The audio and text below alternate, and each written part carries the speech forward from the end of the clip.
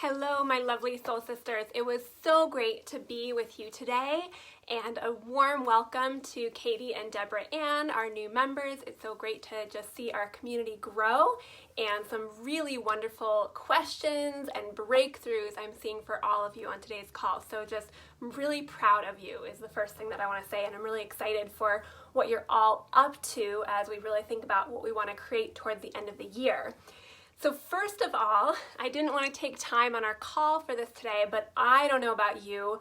I am feeling just so much relief and joy and celebration, as well as just really considering the work that we all have to do as a nation moving forward to create some really wonderful change. But I'm feeling a lot lighter and have just been realizing just the burden that our political system in the US has been on me, on all of us, but I just realized how personally I've been kind of working and dealing with all that. So I don't know if you're in the same boat, but I just want to say that this week is such a time for us to just really celebrate and acknowledge and rest and take care of ourselves and whatever we need to do to just really release.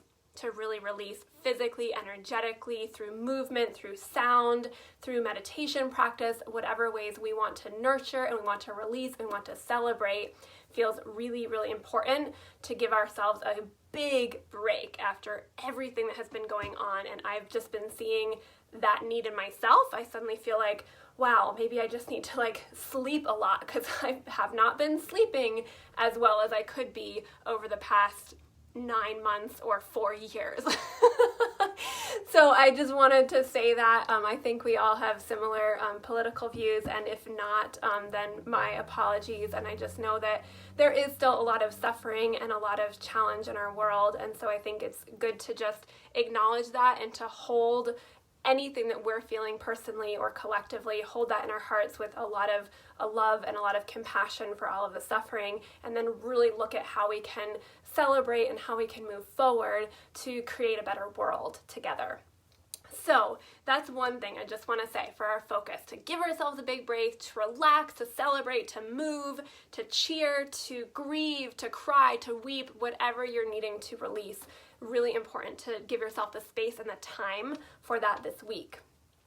Our other focus is to really take the meditation that we did to begin our call today and to just consider the questions that came up throughout your week. So we've been kind of in this theme of this goal of the end of the year and our November goal, and now I want to take that to another level and just really consider, what is it that you're calling in? What is it you're calling in? What is it you're standing for? What are you just really saying yes to? And what is it that you're looking to manifest? And to really start to say that for you like an affirmation every single day, whether it is I am the possibility of being, or it is your voice is necessary statement, or it is your artist statement, or it is just saying, this shall be. I am going to finish recording my song and release it into the world by this date. And if it's the end of the year, if it's a little farther out, that's fine. But just to really say that to yourself, not as a hard goal that you have to push yourself towards, but as what you are calling in and what you are standing for yourself and for your contribution to the world through your music. And to just say that over and over again, put it on your wall, make a vision board, do what you need to do to really, going forward, but especially this week, just consider, this is what I'm calling in. Through my declaration, I say that this shall be, and I'm going to stand there over and over, and I'm going to invite the universe, my spirit guides, all the support in my life to rise up and help me to really achieve this, because I am so boldly and in a way that is free of shame or free of fear or any way that you've held yourself back. You are just boldly making this declaration of what you are standing for, what you are up to, and what you're going to create. And it is so powerful, and we can stand there even when we're not feeling that way, even when we're not sure how it's going to happen, even when it terrifies us. Like, I cannot tell you how terrifying it is for me to declare publicly, especially to you, and say, I'm up to getting my music into film and TV. That is so scary for me. That is a huge step, and something that a year ago I would have laughed in your face in a very loving way, if you had said, hey, Emma, you should try thinking about getting your music into film and TV. It was just so not in my realm of possibility or what I even wanted, and that was fine at the time, but now it really is, and I'm going after it. And so I've just been standing there every day just saying, yep, this is what I'm up to, this is what I'm up to. And when I stand there and I say it to myself, even when I'm afraid, it becomes so much more possible and so much more real. And every time I say it, I see new actions that I could be taking. And a lot of times we don't even know what action to take in a more outward way because we're so bogged down with the lack of possibility. So when we say it over and over, it becomes possible. And then the more that we say it, the more that we say, yep, this is what I'm up to, then suddenly all kinds of avenues open up for creativity and for actually manifesting this into the world. So that is our focus really for this month and into the end of the year and really forever. But this month, I want to just keep bringing attention to it. But this week especially, what is it that you're calling in? What is it that you're up to? And this could be, as I said, your to the end of the year, but it also could be like your huge goal, your big dream, your 3 years into the future, your lifetime dream, to just really get yourself present to what it is you're up to and say it over and over again to yourself, okay? And it doesn't have to be a big lofty thing, but it should be something that is calling you into a new way of being and into some kind of new steps and new action that you're taking. And I say that because sometimes we declare what is comfortable. And I'm just inviting you to declare something that might scare you a little bit, might be a stretch. This is not about pushing yourself. For those of you that have that tendency to declare something and then push yourself into it, this is about a way of being and a way of showing up inside of declaration and inside of an authentic expression of what your heart most longs to create and to contribute and to also have for your own life and for your own music. Okay, so that is our big internal work. And then again, the external work, just like last week, is about then rising into action. So if that was true for you, if you're someone that's up to having that, being that, calling that in, what kind of actions would you take? Okay? And it may also mean, like I said last week, that you need to let go of some other things. So for me, when I say I am up to getting my music into film and TV, all of a sudden, all the other things I think I should be doing, working to build my Patreon more, sending more emails to my mailing list, doing more live streams, right? All the things that are in my mind, I talk to myself about, oh no, I'm not doing that, I should do more of that, they become kind of obsolete, right? This is like taking them and putting them on your, someday maybe list instead of your now list, or maybe even your never list. What are all the shoulds, and how can you just kind of tuck them away somewhere else out of your space? Something that if they are someday maybe you can come back to, or just really banish them forever from your awareness if they're really a should that you never need to think about again, right? And really starting to think about what are you doing with your limited time, because we all have limited time, with your limited, let me say it in a more empowering way, with your precious time, this precious time that you have to express yourself, to work on your music, to be living in your most authentic, true self. With that precious time that you have to show up in your music, how are you using it? How are you using it? Okay, so for me, that's been kind of putting on the back burner all these goals that I have about my Patreon page and building my audience and things like that, which are really important and I do want, but I'm now up to this very specific thing of getting my music into film and TV, and everything I do is aligned with that. And that includes, all of a sudden, it makes sense to say no to certain things and to actually prioritize the time I'm recording, because I have to have recordings in order to get those recordings into film and TV. So I'm really, really working on those recordings, and I'm saying no to playing the piano when I want to right now because it just doesn't seem as important. And I'm saying no to sometimes people in my life when they ask me for something because I'm really up to this important thing that matters to me. Okay, so that's just something to consider for this week. It's been our theme for the last couple of weeks, and we'll just keep carrying it forward, but we're going deeper each week if you haven't noticed. So now we're really talking about that higher calling. What is that divine calling, that higher calling, and how can we kind of pull that down into a way of being and think about how we're going to manifest. What's the next thing we're going to manifest that's aligned with a higher calling. So my goal of getting my music into film and TV is absolutely aligned with my desire to impact more people and with my desire to be able to create more time for my music and more diversify my income streams for my music so that I can really serve my purpose, which is to help us all rise into our full potential, wake up to our true nature, and heal our collective consciousness, right? That's my mission. That's my Voice is Necessary statement.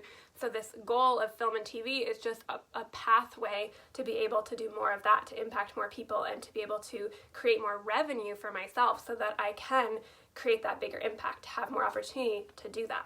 Okay, so you can just see how it all fits together. So some good journaling work this week about how that all fits together. Your mission, your Voice is Necessary statement, and what you're working on right now, and what that kind of higher calling is, and how you're going to focus your time and energy in alignment with those goals, that vision, what you want to create, and how you want to show up in the world, and your intention for your music. Okay, so, whoops, let me just fix that. Okay, so that's the big one, and celebrating was the other big one. Okay, so now for your sort of your creative focus, and this is kind of also maybe your outer focus, it's a good action to take. I mentioned that I'm taking this class on learning how to get my music into film and TV, and one of the things that we've been working on these last couple weeks is really getting kind of razor clear, really pinpointing who it is that we sound like, okay? And I've been talking to you about this for a while, like who are your influences when you write your artist bio, who do you sound like? That's kind of part of getting clear on who you are as an artist. But I want to take this to another level because I'm learning a lot about this, and you always get to reap the benefits of what I'm learning. So I want you to do some really fine listening this week. I want you to consider who you think you sound like. And I also want you to go out and ask your friends or your fans or people that you trust but can maybe give you a really objective opinion. You can definitely use us, right? Ask all of us, who it is do you think that I sound like? And there's gonna be some stuff that comes back, and some of it may feel a little weird. Like I definitely had some weird things come back, you know? I had some people saying that I enunciated my words a little bit too much and it sounded too musical theater for their taste. Right? And that was like a hard one to swallow. So you may have some weird stuff come back, but I just invite you to kind of sit with whatever comes back and be curious with it. So after kind of digesting this person's feedback, my take on it was like, oh, okay, you know, maybe I do sound a little musical theater.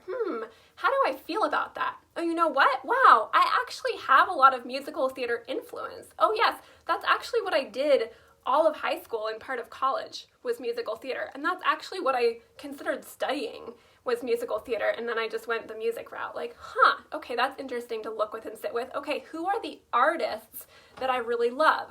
Let me listen to them. Oh, you know what? They also sound a little bit musical theater-ish. They have that influence there. Okay, let me sit with this.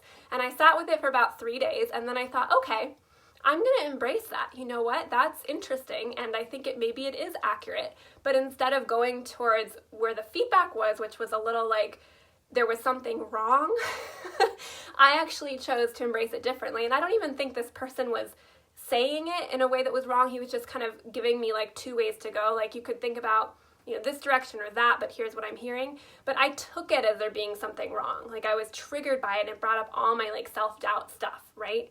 But when I sat with it, I realized actually like this is pretty cool. I'm going to embrace this. So I just decided to add it to what I say about myself, right? So I am like avant folk, baroque pop is this new term I'm embracing because that feedback kind of came back. And I'm a little musical theater, and I'm also a little Eastern European influence, and I'm a little Andrew Bird, and I'm a little, you know, I'm a little Bjork, and I'm a little, you know, these artists, My Brightest Diamond, these artists who have a lot of kind of dramatic musical theater aspects to them. Kate Bush, Laurie Anderson. Let's see, there were some others that just came up. Bat for Lashes. These are bands that I love, that I listen to, and when I was listening back to them, I realized that they do have these different elements. So that was a long-winded kind of history of where I've come to with wanting you to take on this weekly focus. So what I want you to do is consider who you sound like. for yourself, who do you think you sound like? And then who do other people say that you sound like? And take in all that feedback and sit with it. And then I want you to think about, who do you want to sound like? What are your inspirations? What are you listening to right now that's really juicy for you? And what is it about that that's really juicy? And I want you to actually go and create a Spotify playlist. If you use Spotify, if you use another platform, any platform is fine, but create a playlist of these different artists that either people have told you sound like, or you know you sound like, or think you sound like, or you just really love and you know are really influencing you and you want to be even more influenced. And just, I want you to surround yourself with that music and just listen a lot this week. And then I want you to really consider, what are the elements about these artists that I love? And what is it that inspires me? Okay, and write down some of those elements. It could be that you love the harmonic progression, that there's just something happening with the movement of the chords or the harmonies that are happening that just is juicy for you. It could be something about the lyrics. It could be something about the production that you really love. It could be something about the way the vocal is. And if it's the way the vocal is sung, is it the person's voice, or is it also the production? Like, is there a lot of reverb on it? Or is it kind of more like spoken and kind of, communicative in that way? Is it low? Is it high? How does it move? Just kind of consider the things that you really love about these artists and their songs. And then I want you to create something that is very specifically inspired by everything you've taken in, and it's highly intentional. And it could be something that you've been working on for a long time, or it could be a brand new song. So an example is that if you are, hearing a certain harmonic progression, and you're hearing that in several songs, or some kind of movement to the harmony that you really love, you would want to actually study, go in even more specifically and study what are the chord progressions, and actually figure out what that chord progression is that you love so much, and then you're going to steal it, borrow it, which we are totally allowed to do, and you're going to write your own song based off of that progression, okay? It could be that you love the bass line. There's like some really cool bass thing happening in the song. It's really inspiring to you. Maybe it's several artists have like a similar bass thing happening, or several songs, and you're going to take that bass line, you're going to study what it is, figure it out, and then you're going to write your own song based off of that bass line. It could have to do with the song structure. You could actually sit down and listen to a song that you love, that you're influenced by, that feels like, there's almost a feeling sometimes we have of like, I feel like I could have wrote that. Like, it so deeply speaks to us that we want to have written it. So this is what I'm talking about. So take that song that you just hits you so hard, and you go, yes, this feels like something's happening in my body. This feels like me. And you're going to actually figure out, what is that song structure, and write a song that's exactly fitting that structure. Or what are the movement of the melody? You could actually take a little piece of the melody and then write your own melody based off of that. Okay, you could take a verse. I put this exercise actually in the SSPP program. It's one of the little song games in the songwriting module. So you could actually write an extra verse from a song. So you could take a song you love, figure out the structure, and write the exact same melody, write a verse with the same rhythmic pattern of the words, the same syntax of the words, and write your own verse, and then continue that and write your own songs, changing the melody and evolving it, okay? So this is a really cool exercise. If you want to do this on something you've been working on, it could be that you have a song that you've already written, that you're kind of curious to explore the production, and then you're going to really study the production elements of that song. What are the instrumentation? What's the instrumentation? What is the song structure of that? What is the build and then the kind of release or the falling away? So is it like Ray shared this beautiful song that has all this build and then there's all this space? Like, what is the kind of ebb and flow of the energy of that song, and what are the production elements that contribute to that energy? Okay, what are the what is the accompaniment? What is the vocal? How is the vocal produced? Is it lots of reverb? Is it back in the mix? Is it forward in the mix? Are there instruments that kind of outline the melody with the vocal, or is it really, by itself with just kind of more bass support? Are there instruments in the same frequency register, or is it really on its own? So just starting to study what is the production element, and then kind of consider, and it could be just a playful game, like take one of your songs, maybe you have a whole different version of it recorded, but take this song and see what happens if you start to change it a little bit using these production elements that you love about this other song. Okay, so this is just a big kind of playful experiment, and it's sort of a way of intending and challenging ourselves to move in a certain direction creatively. It sounds like it's about copying, but it's more about a study that then brings us more deeply into the music that we want to do. So this is not at all about trying to be somebody else. It's definitely not about judging yourself or comparing yourself to somebody. It just should be something that feels really inspiring, where you get excited about a certain song or a certain artist, and then you get curious about, why is this exciting? What is it that I love about it? And how can I begin to create that way? So it's just kind of leveling up your whole artistry and your whole creative process, and just kind of something to play with and consider. So try it, and then I'm so curious what your experience is. So please share below this video what your experience is as you do this, and share any questions that come up or any challenges. Again, just as much as you can, keep it really playful and experimental. This should be a really fun and improvisational thing. And you may get confronted. There may be some comparison stuff that comes up. There may be some challenges. So definitely share those as they come up, so that we can clear them out of your system, okay? Because I think that this can be a really wonderful thing to do, and we don't want you to get stuck in any of that. So share any questions, any comments around this process.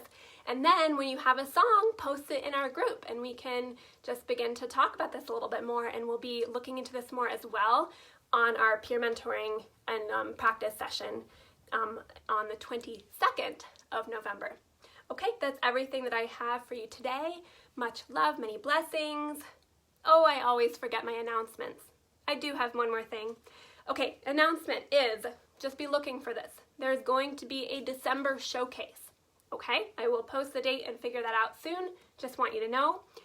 There also, the next launch of the 90-day program, From Closet Singer-Songwriter to Powerful Performer, is coming up in the beginning of December. And leading up to that, if any of you want to jump on my weekly Facebook Live series and share your experience in the program, share about your music, we can do a little interview. Some of you have done this before, and I would love to do it again with you, or to have new people on.